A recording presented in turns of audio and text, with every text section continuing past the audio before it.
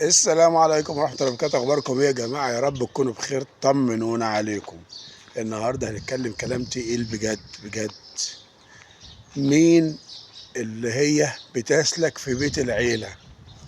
الكلام ده مش أنا اللي بقوله بصراحة، اللي بتقوله واحدة من متابعينا، برضو لها كل احترامها والتقدير.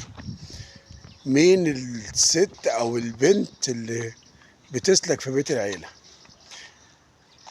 طولة اللسان، اللي ما بيعجبهاش حد، اللي مش فارق معاها حد، اللي اصلا مش عايزه تروح عند حد ولا عايزه تقعد مع حد. ديت لما بتروح عند حماتها، دي بقى في حاله ان هي يعني بص واخده حقها تالت ومتلت يعني. لما بتروح عند حماتها بيتفرش لها الفرشه وبتستقبلها الاستقبال الجيد، وبتعمل كل حاجه، كل حاجه بتتعمل لها يعني.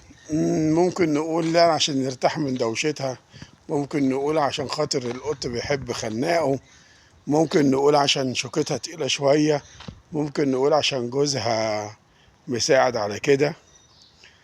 ال- الغرض ان هي واخدة حقها تالت ومتلت بجد. فانا شفت النسخة ديت حقيقي، وفي نسخة تاني غريبة قوي يعني، اللي هي حماتها حباها هي واهلها. حماتها حباها هي واهلها، تقولش ان اهلها دول يعني بنت اختها، ولو بنت اختها مش هتعمل كده. فلا انا مش هخدم، خلاص ما تخدميش. في بقى نسخة يعني فعلا فعلا فوق الوصف. الراجل بيريح دماغه من مراته ومن امه ومن الدنيا كلها، يروح هو يخدم امه. وعلى فكرة ده مش عيب، وعلى فكرة ده الواجب، وعلى فكرة ده الصح، وعلى فكرة ده المعقول، وعلى فكرة ده. بس هي كل المشكلة فين؟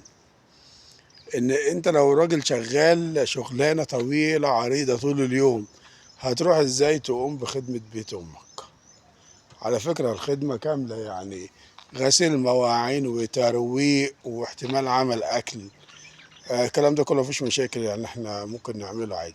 بس هي المشكلة إن الراجل ده لو ظروف شغله آه، ما تسمحش، يعني بيطلع الصبح بيجي متأخر، هيروح هيعمل ايه غصب عنه؟ لأنه عايز يرضي أمه ومش عايز مشاكل مع مراته، فبيعمل كده. إنما نرجع لأصل الموضوع، هي فعلا الست اللي هي مستغنية. وأقول لكم على حاجة كمان، 90% منهم مستغنية عن جوزها، تسيب له البيت وتسيب له العيال وتسيب له الدنيا كلها، تضرب تقلب عياله يروحوا ملجأ بقى، يرموهم على باب جامع. مش مهم، المهم ان هي محدش يجي عليها، تقول لك نفسي اولا واخيرا.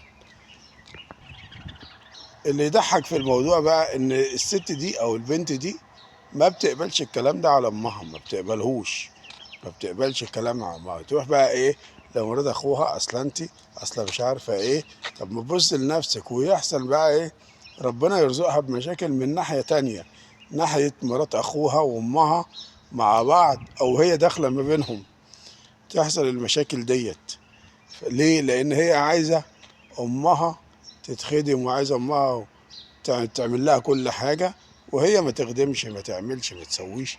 انما عامل زي فعلا يعني الام المصرية عايزة ابنها يمشي كلامه على مراته، وعايزة بنتها تمشي كلامها على جوزها.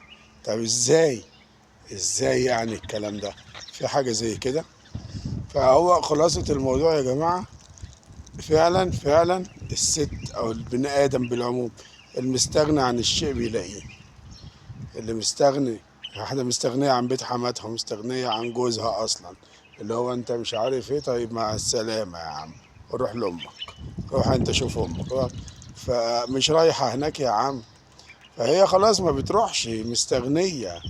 الكلام ده أنا شفته بعيني يعني، هي مش عايزة تروح عند حماتها أصلا، فجوزها اللي بيغصب عليها. طيب هم هناك عارفين، لأن في الناس بتحس برضه، فبيعملوا إيه؟ بيضطروا يعاملوها كويس يعني. دي من وجهة نظري أنا بقى، بيضطروا يعاملوها كويس، اللي هو استحملوها يا جماعة الساعة ولا الساعتين اللي هتقعد.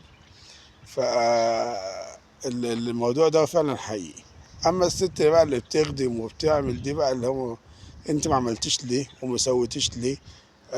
اصبح قانون، اصبح ثابت عليها، اصبح هي دي شغلتها، فما حدش يلوم عليها. لان هي لما بتجيب اخرها او بتزهق بيبقى عندها حق. الموضوع بس احنا عايزين نراعي ربنا في بنات الناس، ونراعي ربنا في ازواجنا وزوجاتنا. يعني كل واحد يراعي ربنا في مراته وعياله، كل واحدة تراعي ربنا في جوزها، متعملش مشاكل. ويا ريت يا جماعة أي واحدة ت- تكون داخلة بيت عيلة تحط اللي هي عايزاه، تحط الشروط. يا إما بلاش يا ست، أنت ياما حبيتي وياما اتحبيتي وما حصلش نصيب. فلا، لازم تشوفي الموضوع ده. ما ينفعش تروحي عشان بتحبيه ولا بيحبك، ولا عشان انت شايفاه كويس تجيبي تجيبي مشاكل بعد كده، متعرفيش بعد كده ايه اللي هيحصل. يعني انا قلت اللي عندي، والباقي بقى على الله. سلام عليكم في التعليقات، والسلام عليكم ورحمة الله وبركاته.